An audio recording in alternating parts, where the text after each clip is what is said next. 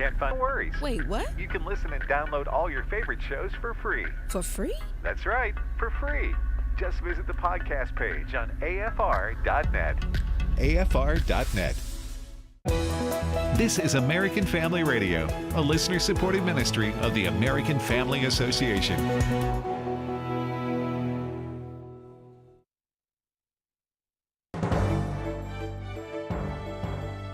American Family News, I'm Robert Thornton. Some are noting President Biden's lack of public campaign rallies after his re-election announcement. Here's Fox's Jackie Heinrich. When President Biden announced his re-election bid, the campaign told Fox the plan was to let voters see the president being the president, meaning there would be no traditional stumping, at least to start. And the campaign also signaled a fragmented media environment and what they called a need to meet voters where they are, meaning a heavy use of social media platforms, influencers, and a large coalition of surrogates. But while those surrogates have been appearing on TV and digital ads here and there, so far only the DNC has really weighed in much on who Biden might be facing in the general. Biden was largely absent from public appearances during his 2020 run for president, with the campaign citing COVID exposure concerns. Florida Governor Ron DeSantis is in Iowa today, and this evening will stop at a church, and this is considered a nod to the evangelical Christians who wield influence in Iowa's Republican presidential caucuses. DeSantis said former President Trump wrongly turned the country over to Fauci, referring to Anthony Fauci, the former director of the National Institute of Allergy and Infectious Diseases, who helped lead the country's COVID-19 pandemic response. Former President Trump is also set to hold a rally and town hall event in Iowa later this week that will be broadcast on the Fox News Channel. The View co-host Sunny Hostin talked about white women while discussing Republican women who continue to support former President Trump. Book that came out a long time ago about she owned property as well, meaning white women owned slaves as well. I think that women, white women in particular, want to protect this patriarchy here because it's to their benefit. A conservative activist is afraid that we have sadly reached the point where the entire FBI has to be rebuilt. Here's AFN's Chad Groening. It has become clear from the release of the Durham report and from several unfortunate recent events that the once iconic Federal Bureau of Investigation has been hijacked by left-wing ideologues and weaponized against conservative Americans. If the Bureau isn't attempting to run interference for Democrat presidential candidates, it's smearing Donald Trump, spying on concerned parents and conservative Catholics, or prosecuting pro-life activists. Gary Bowers, chairman of the Campaign for Working Families. It really pains me to see what's happened to the FBI. I grew up watching TV dramas about the FBI at one point in life, like a lot of kids. But clearly, the agency's gone off the rails. Bowers says Congress has a constitutional authority to oversee the agency. The FBI is not more powerful than Congress, but they act like they are, and they are not submitting themselves to congressional oversight. And this has to stop now, or the FBI has to be reformed to the extent that the whole agency has got to be rebuilt. I'm Chad Groening. More familiar names and faces are coming to this year's Joyful Warriors Summit. The event is hosted by Moms for Liberty, where Tina Deskovich is a co-founder. Yeah, today we announced that Governor Ron DeSantis from Florida will be keynoting Friday morning at the summit. Also, Vivek Ramaswamy, who is a presidential candidate, will be speaking at our summit. I'm not sure which names you've covered so far, but we have Dennis Prager coming, Congressman Byron Donalds. We have a really long list of amazing speakers and leaders for our breakout sessions, and we still have a few more to announce, believe it or not. The summit is scheduled for late June and early July in Philadelphia. A consumer class action lawsuit filed today claims Delta Airlines inaccurately billed itself as the world's first carbon-neutral airline and should pay damages. The complaint alleges the airline relied on carbon offsets that were largely bogus. A California resident who filed a lawsuit says she would have not flown Delta had she known more about the company's use of carbon credits on which the airline relied. That is all our time for now. We do thank you for listening. A reminder, you can go over to afn.net to see more. For American Family News, I'm Robert Thornton. As Christians, we cannot redefine marriages because ours do not turn out according to God's standard.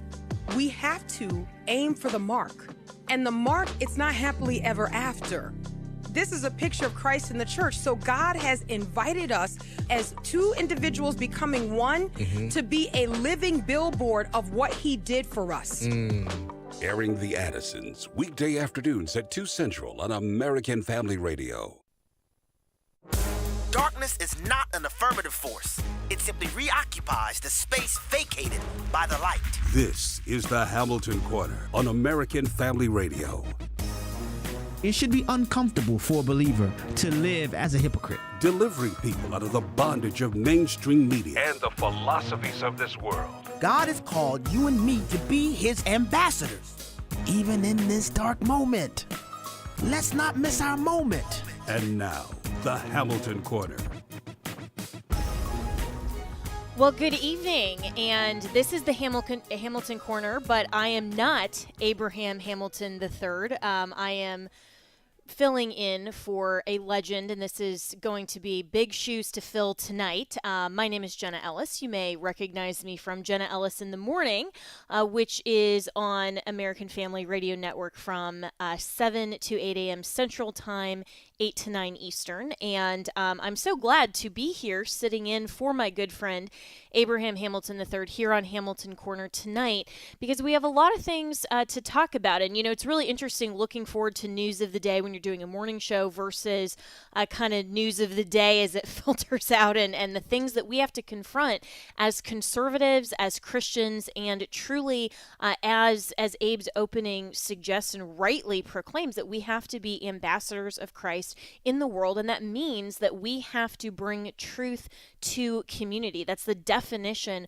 of politics, really, is how do we live together in a society that accurately reflects the truth of reality. And ultimately, truth is the person of truth. That's God himself, our creator.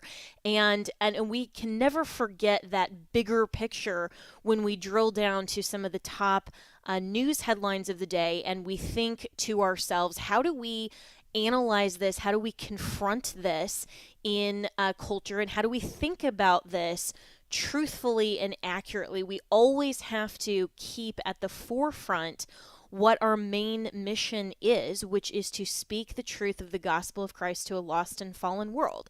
And how we do that daily is by living out our faith in community and in our interactions with each other. And we want to get to the truth, and so we should be looking truthfully as well at our government, at our processes, at our systems.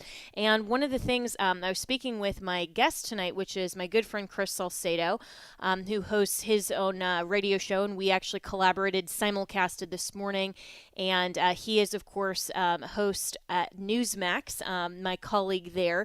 And, we were talking just before the program about how the whole realm of politicking in our culture today has largely become a God replacement. And what I mean by that is that people who have abandoned God have abandoned truth in favor of mere winning, or of their political party, or of their objective and their goal, instead of fact-finding and truth-seeking.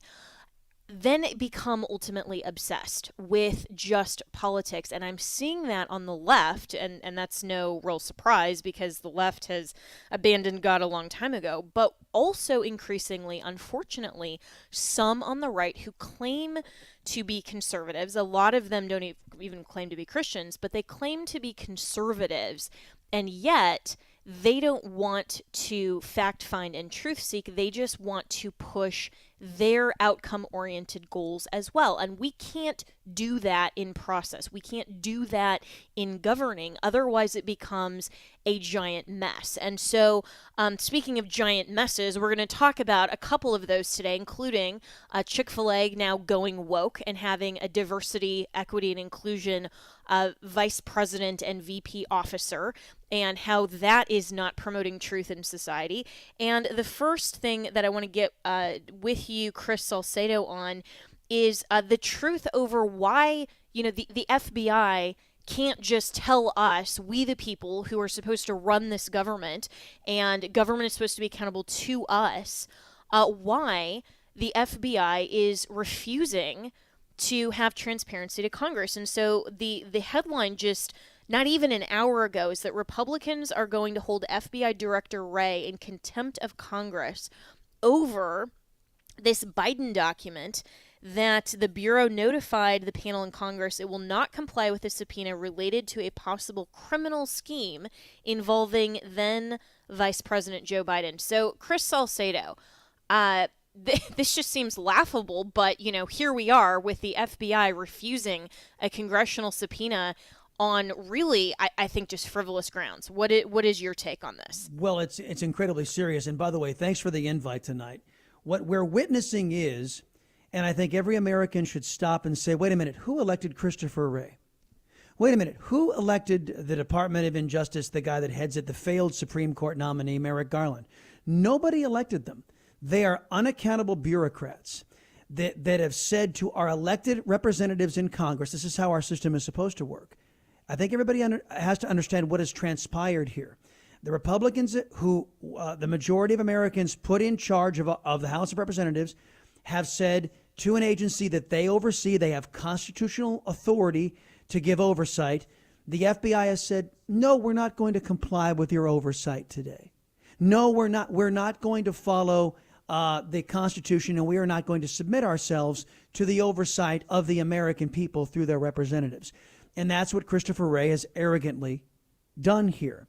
So what he has refused to turn over is a document that alleges that Joe Biden, when he was vice president under Barack Hussein Obama, that he used his influence to change American policy for a payday from foreign adversaries. That is illegal. And it's immoral, it's illegal, and some people would call it traitorous to compromise America's national security and our standing in the world for a payday that may enrich Joe Biden and his family, but would sacrifice the well-being of many Americans. So it's a rather serious charge. And a whistleblower has told members of Congress that this investigation was flagged, it was investigated, and there's a report on it. So the Congress says, we would like to see that report. And Christopher Wray says, no. The FBI is now a protection racket for the illegality of Democrats. The Department of Injustice is now a protection racket for Democrats.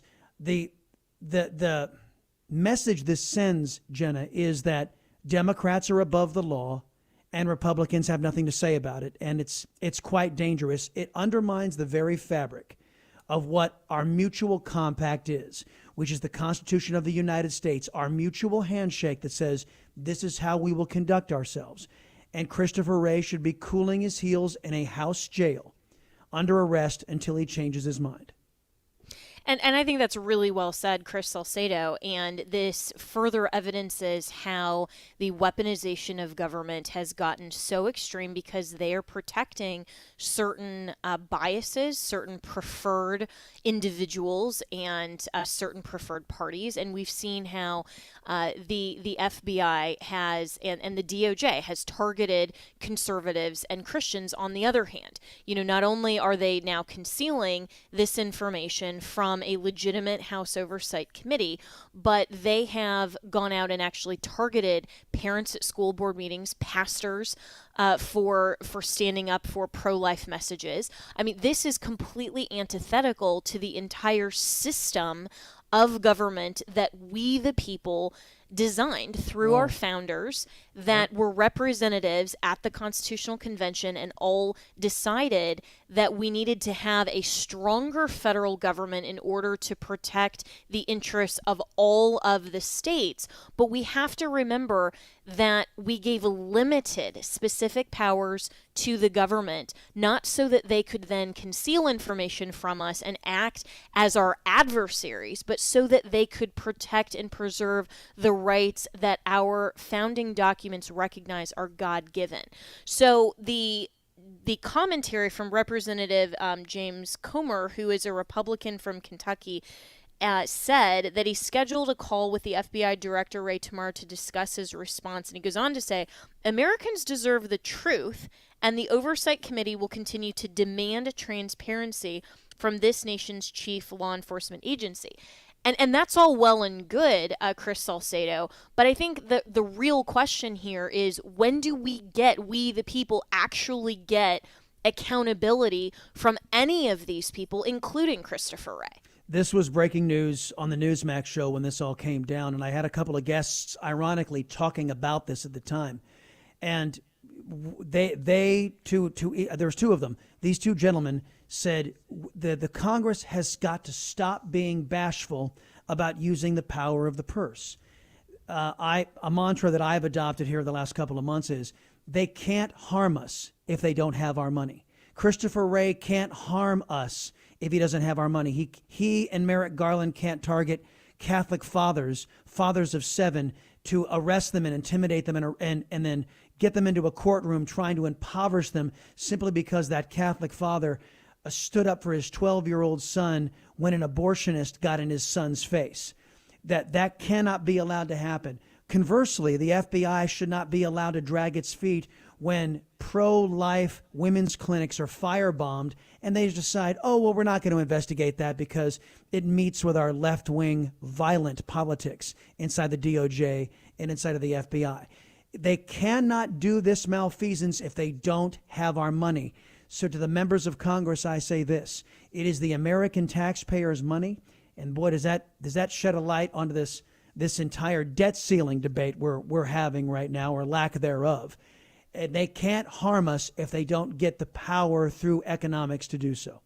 It really does. And Chris Salcedo, I really appreciate your comments on that, because it actually expands a wider discussion about an overreaching executive. And so much of what was accomplished that was good during the Trump administration, that was really a lot of it that was undone on day one of the Biden administration, was because Congress wasn't really working hand in hand with the Trump administration. And a lot of this that was good was done through executive order.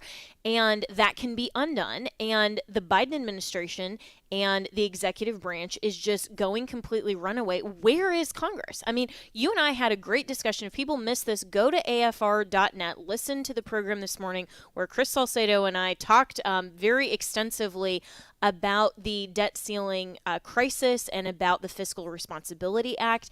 And I think you're absolutely right that the power of the purse is something that members of Congress talk about, but it seems like the Republicans are really, really skittish to actually enforce that. It's like Congress doesn't understand that they should actually be the strongest branch, that they were designed that way. And if this is the Democrats, when they have control of the House and Senate, they have no problem saying, this is our line in the sand, and I don't care, Republican president, I remember when Nancy Pelosi was the Speaker of the House not that long ago and President Trump was in the White House, she wasn't giving all of these concessions. So why are the Republicans seemingly so weak on this and have to say, okay, well, this is the best we can do, is just make a little bit of headway? Well, there's an answer to that. Do you want the answer? The answer Absolutely. is the Republican. The truth. The Republican Party is a divided party. The Republican Party stands. When I say Democrat, you know exactly what I mean when I say Democrat. Who these people are, what they stand for: collectivism, complete government totalitarian control over the people's lives, a left-wing ideology. It's unifying. It's collectivist. It's unifying by its very nature, correct? The Republican Party is divided. There is no unifying principle in the Republican Party. They can't even come together to oppose socialism and communism. So that's the problem with the Republican Party. There are far too many inside Republican land who look at their jobs not delivering for their constituents, not keeping faith with their constituents, but basically ingratiating themselves and patting their Democrat friends on the bum and getting along with Democrats. That's what they think the job is. Sadly, it's not. That really well said, and I think that sets us up for the next segment very well, which is to talk about the future of America and the future of the Republican Party that is supposed to be the party of conservatism, that is supposed to be the party of traditional American values. What exactly happened to that party, and how can we as conservatives and as Christians talk about this and not really get sucked in to this back and forth between the infighting of Trump versus DeSantis? And how can we talk about that in a way that's actually meaningful and productive? Well, we'll be right back with more here on the Hamilton Corner. I'm Jenna Ellis. We'll be right back.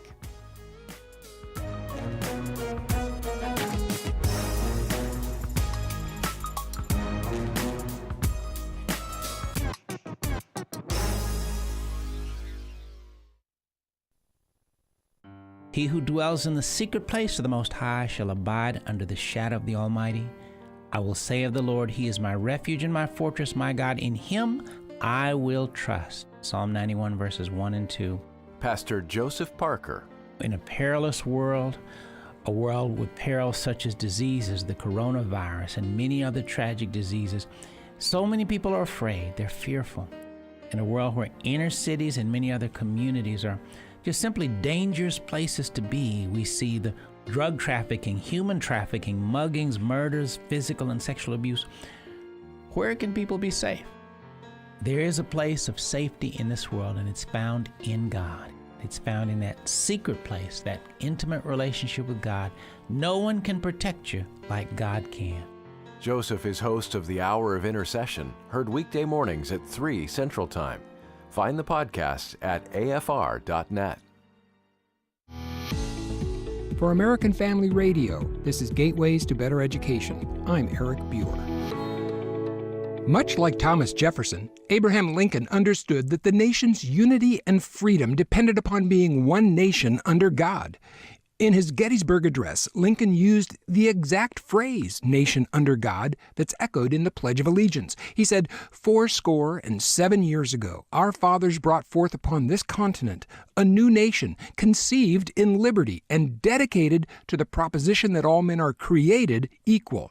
Lincoln ended with the hope that, quote, this nation under God shall have a new birth of freedom. Lincoln believed that a nation unified under the one true living God was necessary for a truly free country. You can be a gateway to better education for your children and students. For help, visit gogateways.org/radio. God made His design for marriage and family absolutely clear. Unfortunately, Satan has a totally opposite view. The Marriage Family Life Conference 2023 wants to restore God's plan. July 6th through the 8th at the Cadence Bank Arena and Conference Center in Tupelo, Mississippi, strengthen your marriage and your family with Abraham Hamilton III. Having been made members of His eternal family, we now have a responsibility to consider how to stir one another up. George Barna. You cannot say there's a one-size-fits-all approach in ministry. If you've got a church of 1,000 people, you have 1,000 different stories, hurts, fears, doubts. Dr. Lee Brand. People gather together in buildings with steeples on top and crosses out front and never mention the name of Jesus, and that's sad. And many more. The Youth Apologetics track is back as well. The Marriage Family Life Conference 2023 for His glory alone. Register today at marriagefamilylife.net.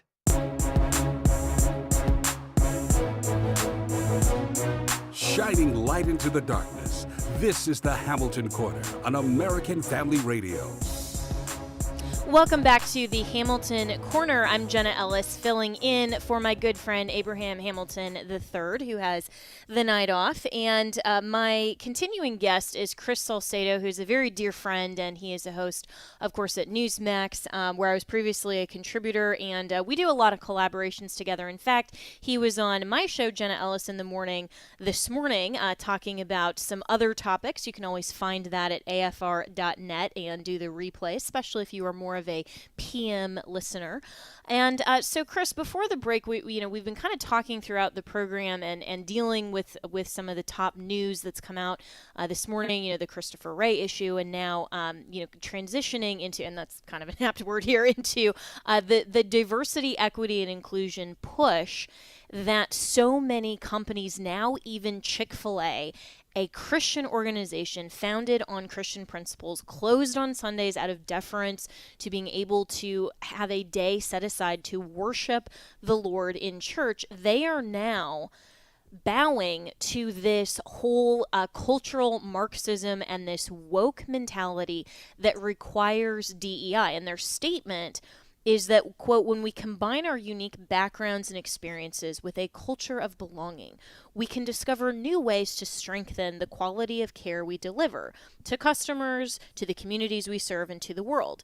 We understand that getting better together means we learn better, care better, grow better, and serve better. Chik Fil A Incorporated's commitment to being better together means embedding diversity, equity, and inclusion in everything we do. And my question, Chris Salcedo, is why on earth would these companies with Christian values, now I get, the Targets of the world, the Starbucks of the world, who want this leftist cultural Marxism, yeah, of course they're going to openly embrace this. Why would a Christian company care so much about their DEI index score that they are willing to sacrifice the entire principle that their corporation was founded upon? Well, shame on Chik Fil A for not knowing their Bible, for not recognizing a false doctrine. Shame on Chik Fil A for buying into this DIE agenda, diversity, inclusion, equity. I named it the DIE agenda because it is killing Western civilization, which has its basis in Christianity, which has its basis in the Judeo-Christian principles. That Chik Fil A, through this soundbite that you're going to hear, folks, we're not making it up. This is one of their head honchos over at Chik Fil A talking about surrendering to this DIE agenda. I just kind of rough cued this up, Jen, just so we could hear it, and this is what it sounds like. Brother, and some stock in Chik Fil A. But I bought about 1,500 of these, and I gave to all our Chik Fil A operators and staff a number of years ago. These are shoe shine kits is what he's talking about, Jenna. And so any expressions of a contrite heart, of a sense of humility, a sense of shame, a sense of embarrassment, beget with an apologetic heart. Yeah. So he is talking about doing this in service to this reparations mindset, this what I call the hate whitey program, the critical race theory program, and it's all part and parcel inside of Chik Fil A. And again, I can't say it any other way other than Chik Fil A is adopting a false doctrine that is not of God, that is not of the Bible, and they should be ashamed of themselves. Really well said, Chris Salcedo, and that's exactly it. And this is, friends who are listening, this is the danger of accepting the culture and under this false pretense of a false definition of love or affirmation of acceptance, and Jesus was love, and so therefore we need to love and affirm what anyone else wants for their lives. That is false. That is not what Jesus taught. That is not what we see in the Bible. And yet, if we are Christians that have our Christianity only within the four walls of our church, and we fail to analyze how to take the biblical worldview and put that into everything that we do. If it's the head of a corporation, if it's as an elected official, if it's as a parent, if it's as just a citizen, a good employee, then we will also fall prey to these false doctrines. And this is what the Bible talks about when it's you'll be tossed to and fro with every wind of doctrine. Well, the new doctrine, and it's not an exaggeration to say this, is the new woke religion. Yes. And I think that President Trump and Governor DeSantis and any true conservative that is analyzing this properly is recognizing this is a religion, because what are they doing, Chris Salcedo? They're forcing you to comply with them. And it's not even a conservative. It's, as you know, I am a practicing Catholic, and we have been told, Christianity across the spectrum has been told, you will know if you are adherents and devotees to Jesus Christ, to our Lord and Savior, you will know when these false doctrines are being peddled. And that's and I don't need to tell you the dangers of what DIE represents, diversity, inclusion, equity, this one world, this one centralized mind that they're the one world government, you know exactly biblically where that all leads. And it is incredibly frightening to see so many people in the name of Christianity, as Chik Fil A has been so stalwart in standing up for Christian values. Now they're using that status in our communities to turn their backs on everything that Christianity has stood for. Yeah, and that's really it, is that this, again, you would not be surprised to see this in non-Christian, secular, Satanist companies. I mean, people who literally, like Target, are having Satanists design some of their apparel that they're selling to children. Good grief. That is horrific, but it's also not surprising when you understand their values. They're very clear. But then Christians then say, well, but we're going to just do a watered down version, and we want to be accepted by the culture, so we are going to participate and borrow from the culture. This is exactly what the Bible talks about when we're talking about false doctrine and embracing the culture. I mean, the Apostle Paul said, be in the world, but not of the world. We Amen. have to reject Amen. all of these false doctrines. And, and this isn't just Chik Fil A though, Chris. I mean, this is, the modern Republican Party. I've started calling this moral gerrymandering, because what the modern Republican Party is doing is trying to take the bright lines of Scripture and to say, well, that, this one over here just makes me a little bit uncomfortable, so we're going to carve out and redraw the district lines of where God very clearly put the moral bright lines to say we want to be a little bit bigger tent. Well, we're going to continue to lose on issues that are really important to us, so we won't be as pro-life. We won't be as pro-traditional marriage, or the only real definition of marriage, and we won't be as offensive to the culture. And look at where we're at. We're now at the point where, as you said right before the break, the problem with modern conservatives and the Republican Party is that when I say Republican, people don't actually know what that means. And that's true when I say Christian sometimes. People don't actually know what that means, because Christians and even pastors aren't standing up and saying, I believe what the Bible says, period. That's my doctrine, is what the Bible says.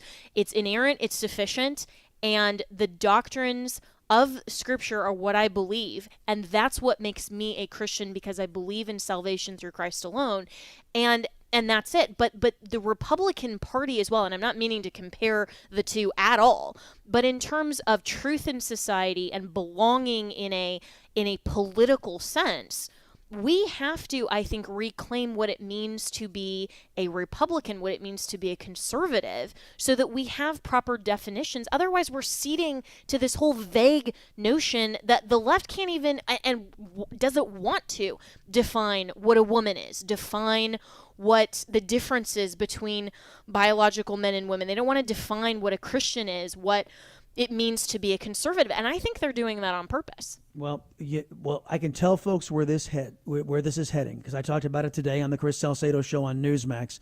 This is everything that we're enduring, from Bud Light to Target to now Chik Fil A. Everything is being done in service for cultural Marxism, to fulfill what economic Marxism couldn't do.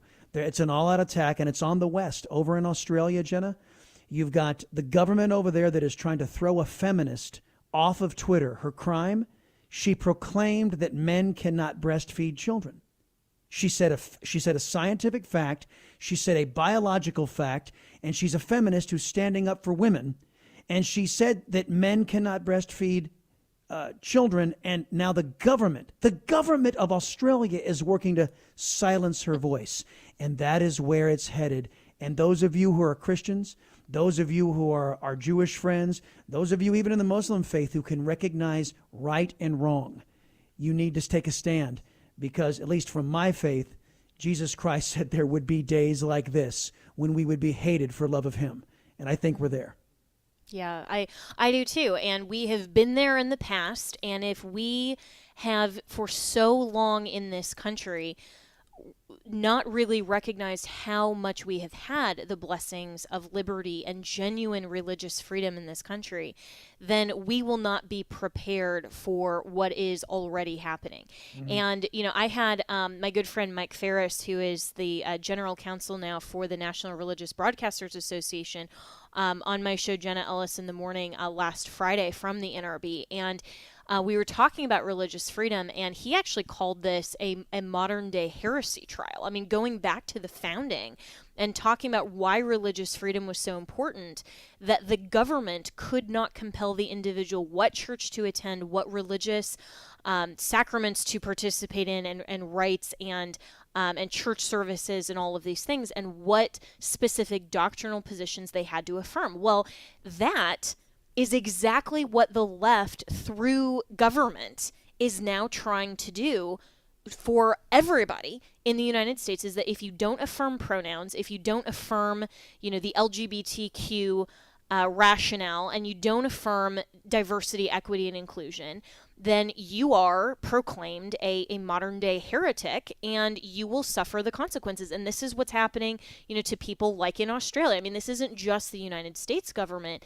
This is around the world. And what was also interesting, Chris, I don't know if you saw this, but Ted Cruz, of all people, actually tweeted against a Ugandan law that was criminalizing and afforded the death penalty for homosexual behavior and basically child rape. And he used the hashtag LGBTQ.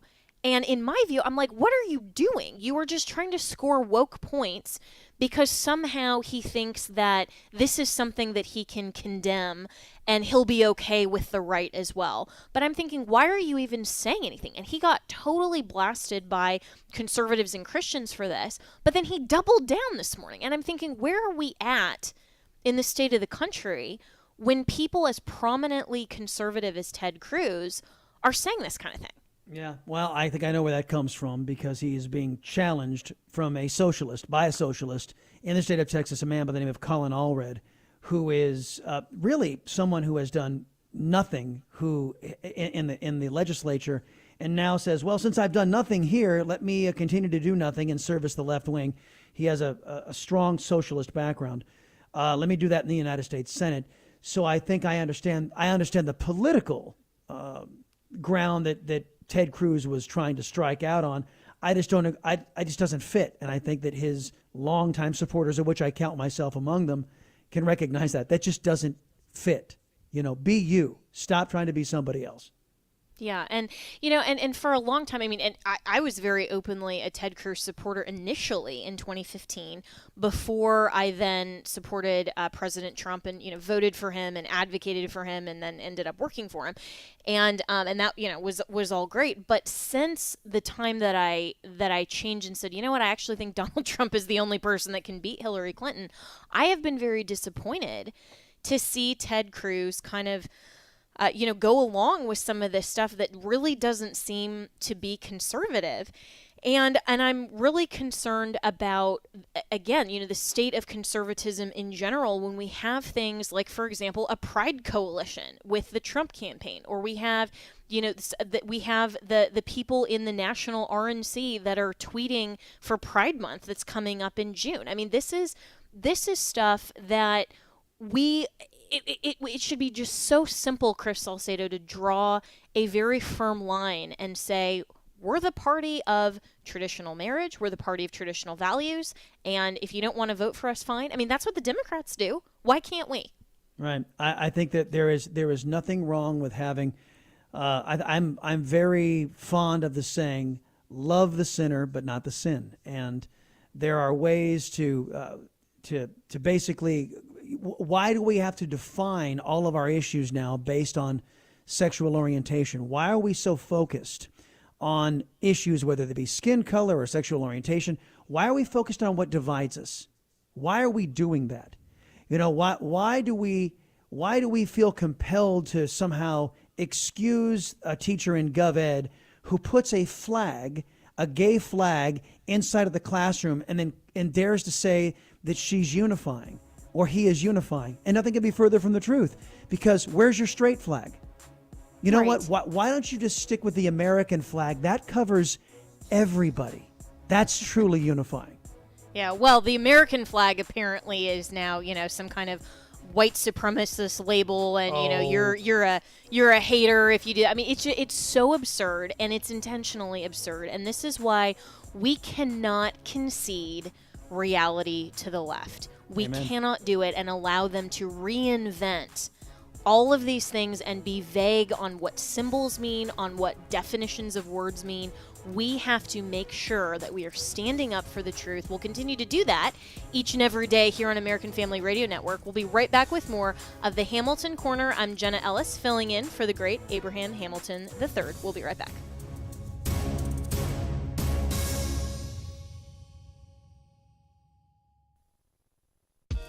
American Family Studios was started back in 2011 as a way to advance the Christian worldview into an increasingly media-rich culture. Media is like such a powerful tool to communicate the gospel. I love writing stories, getting in my office, and just thinking, how can we portray this concept of who God's character is? And to get to use the gifts that God has given me is really a joy. AmericanFamilyStudios.net. Everyone has needs, but you may not know how to meet them in healthy ways. Next time on Focus on the Family, Dr. Kathy Cook explains how to find your security, identity, belonging, purpose, and competence through a relationship with God and with good, godly people. You'll hear more next time on Focus on the Family with Jim Daly. Focus on the Family is heard each weekday morning at 5 o'clock Central on American Family Radio. Here's Ellis Craft of Reach a Village Ministries. This is the last week for the Children's Campaign. I want to share about wide open doors in the Philippines. The Philippine Department of Education has given our ministry access to classrooms in every public school in the nation. Our trained volunteer teachers can share approved biblical values education curriculum to students. We have seen almost 1 million children make a decision for Christ in the public schools in the last 10 years of ministry. Your gift towards children's ministry will be doubled today. $100 will help reach 200 children. $500 will help reach 1,000 children. To find out more, go to reachavillage.org, or you can call us at 833-7REACH-7. Again, call Reach a Village at 833-7REACH-7. Hello, Americans. I'm Todd Starn. Stand by for news and commentary next. Take advantage of the warmer weather and come explore Liberty University's campus, ranked #4 best college campus in America by Niche.com. Join us for Experience LU, an all-day event that shows off our dorm rooms, classrooms, and award-winning dining hall. Or, if you're short on time, attend a 4-hour student-led campus tour to hit the highlights. To learn more or schedule your visit to Liberty University, text Visit LU to 49596. Again, that's Visit LU to 49596. Jewish groups are calling for the City University of New York's law school to be defunded. This after a graduation speaker delivered a scathing rebuke of Jews, the New York City Police Department, and the United States. Fatima Mohammed used her address to accuse Israel of murdering Palestinians. She celebrated resistance to Zionism around the world. She also praised the university for allowing students to speak out against what she called Israeli colonialism. Ms. Mohammed also called for a revolution to challenge oppressive institutions in America. She blasted the NYPD and the U.S. military. Former Congressman Lee Zeldin said raging anti-Semitism had consumed the university. He called for the immediate defunding of the law school. Ms. Mohammed is originally from Yemen. Congress should launch an investigation to determine how an anti-American Jew hater was allowed to set foot on American soil. And if she doesn't like America, she's more than welcome to go back home. I'm Todd Starnes. The Hamilton Quarter podcast and 1-minute commentaries are available at AFR.net. Back to the Hamilton Quarter on American Family Radio.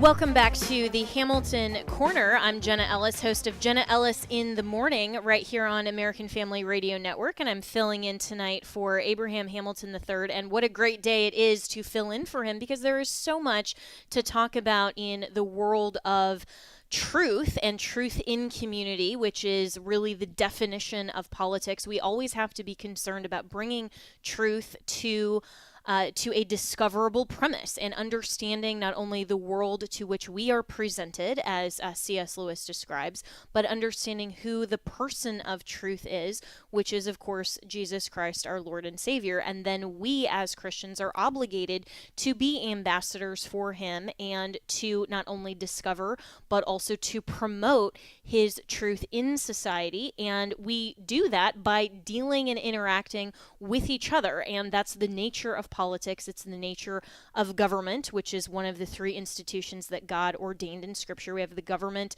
the civil government, the family government, and the church government. And they have separate jurisdictions, of course, but they overlap in certain ways. And we as Christians should be participants in all three institutions. And the blessings of liberty here in America allow we, the citizens of the United States of America, to select and prefer our leaders. They don't come in by power or by heritage or by conquest, but through our consent and through our vote. And so we need to be participating in our civil society and in the body politic, and not just think, it's too dirty. I mean, it really has gotten there, but we do need to participate. And so how does that look when we've been talking with my special guest tonight, Chris Salcedo, who's the host of the Chris Salcedo Show on Newsmax. He's also on the radio, just a really all-around brilliant friend. And, we've been talking about the push for cultural Marxism, for all of these lying, false doctrines in society. And then coming back to the element that we as Christians and as conservatives are going to have to confront very soon in the Republican Party primary. And I'm assuming that most of the listeners are more on the Republican side. Some of them, could vote Democrat, Independent. But when we get Chris Salcedo to this question of how do we approach what is a very contentious primary, you and I have talked at length about this problem, really, between the two top contenders, which, of course, are Donald Trump and Ron DeSantis. How do you see this? It like Newt Gingrich saw it in 2012. It was probably the highlight, the high point of the 2012 campaign. Of course, it was the one that Mitt Romney ended up winning the GOP primary and throwing away the race and giving us 4 more years of the absolute destruction of Barack Hussein Obama. But Newt Gingrich said in that debate, when the CNN moderators, which, by the way, that has to change like now, we can't have the left wing moderating our debates. A note to the RNC. When Newt Gingrich said, and I can't remember what the actual issue was. I think I got the soundbite somewhere. I could probably find it and play it for you. But this CNN moderator was trying to divide the Republicans and get them going at each other. And Newt Gingrich didn't take the bait. And for the first time in memory, a Republican stood up and said, you know what? I'm not interested in your effort to get Republicans to start fighting each other. And it was thunderous and raucous applause, and I will never forget it. It was the high point, perhaps the highest point since of the Republican Party in their opposition to Barack Obama and the cultural Marxism that's taken over this country. So that's where I am. I have no interest in seeing Ron DeSantis and Donald Trump and President Trump going at each other and ripping each other to shreds. I have no interest in it at all. These men have done great things, and they should give each other their due and say, look, I just think I'm better poised to carry on this mantle. I'm not going to bash what Governor DeSantis has done, but I just think I'm a better choice. Or I'm not going to bash what President Trump has done. I just think I'm a better choice. And here's why. And tell the people what you're going to do for them, what you're going to do for the future of this country, to stop socialism, to stop the socialists. That's what we want to hear. Tearing each other down is just, I'm sorry, maybe it's just me and my old age, but I am just beyond that. Well, it's me and my young age as well, so that's okay. If you do say so yourself. Yes, well, I won't say comparatively, but maybe I'll say it. But no, Chris is a good friend. But I know that was a dagger to the heart. Wow.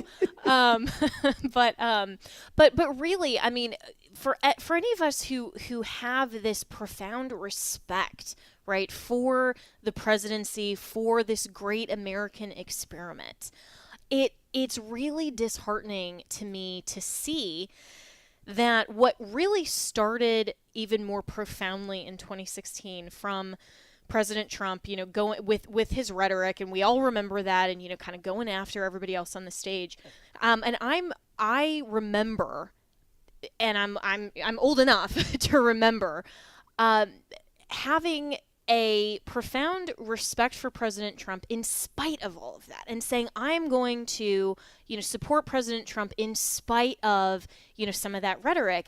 And now, though, it seems, Chris Salcedo, we are at the point where the rhetoric has become, this is the only way that we communicate, and we're going to try to emulate that, not just say, okay, this is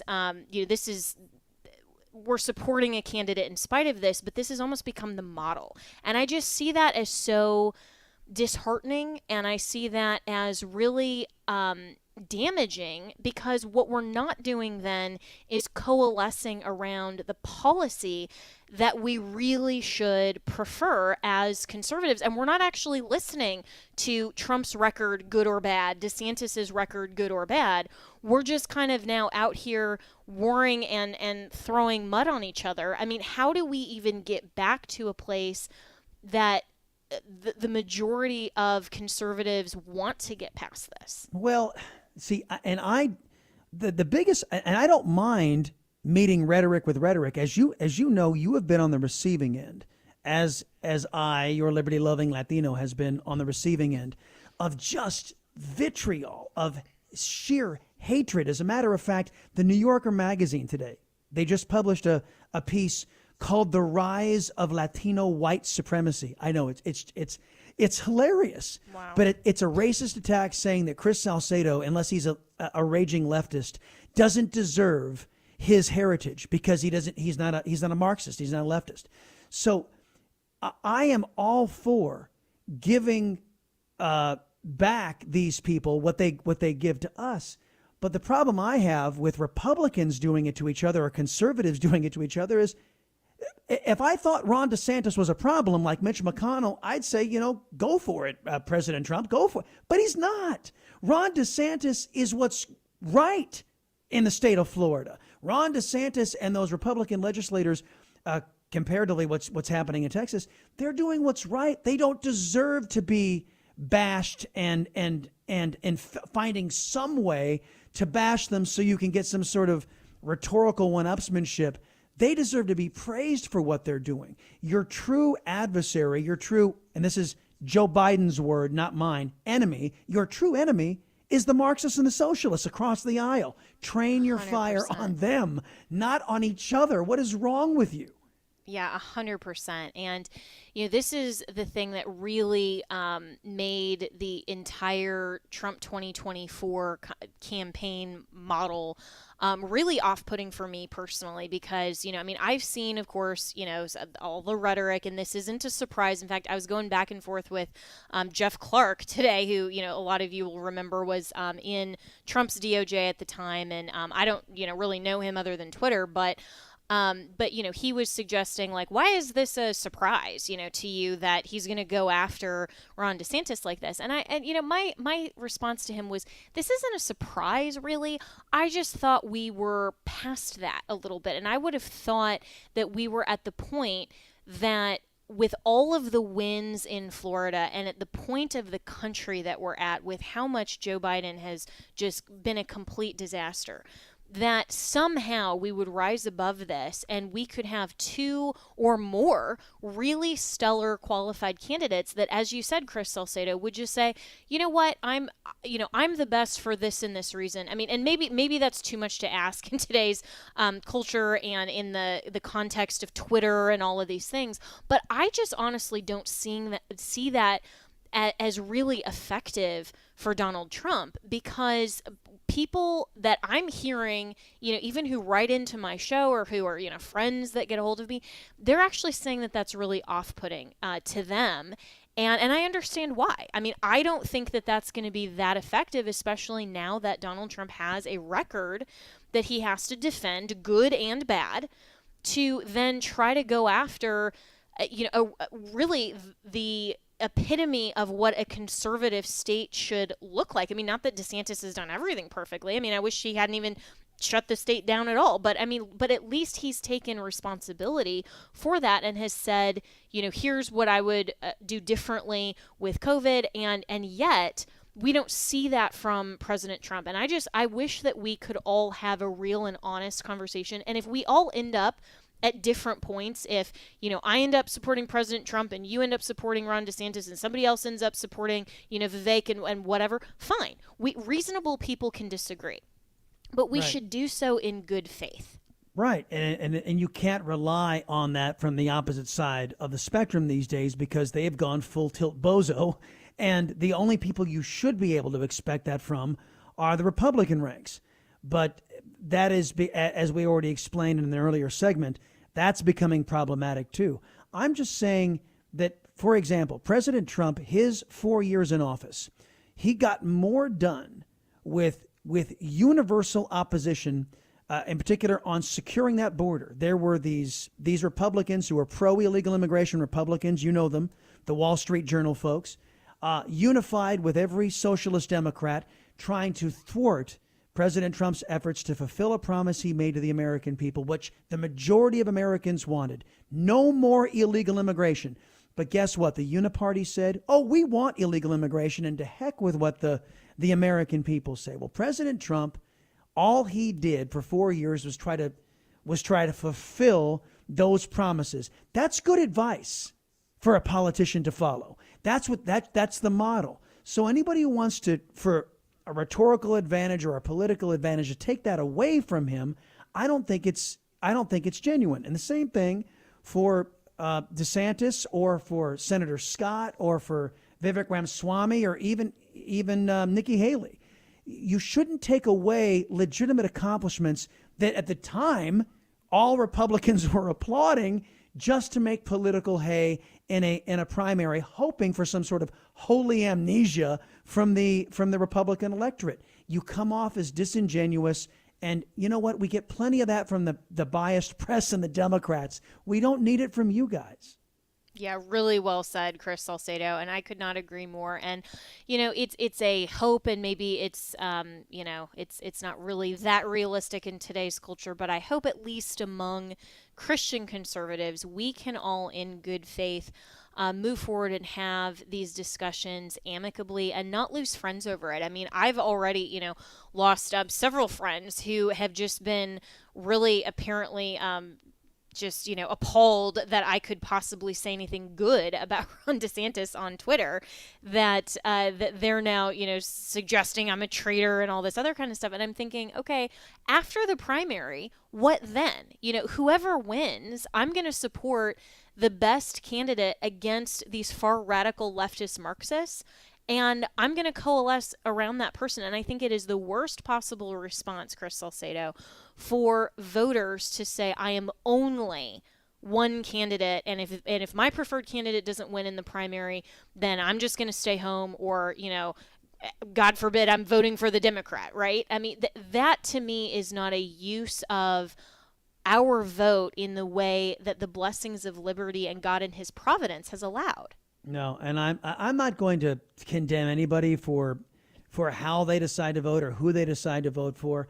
But as long as you're bringing an honest debate, what I can't sanction is, I mean, look, if it was a primary between DeSantis or Trump and Mitt Romney, and Mitt Romney ends up winning, I'm saying, well, there's probably a good reason why some folks don't want to vote for him. I can see that. But if you have, if the best man wins, and he's going to need to be the best man or woman for the job because he or she has a big lift ahead of him, then be genuine about your own standards and judge them by your standards. Yeah, and this sounds a lot like 2016. I mean, I remember all of those debates back then, Chris Salcedo, when, people were saying, oh, you fake Christian, how could you possibly support Donald Trump? Well, that ended up being the right call, but every person is going to have to vote according to their conscience, and I hope that people will consider this, but argue in good faith. So this has been the Hamilton Corner. It's already gone the entire hour, but it has been so much fun. I will see you all tomorrow morning right here on American Family Radio Network. The views and opinions expressed in this broadcast may not necessarily reflect those of the American Family Association or American Family Radio.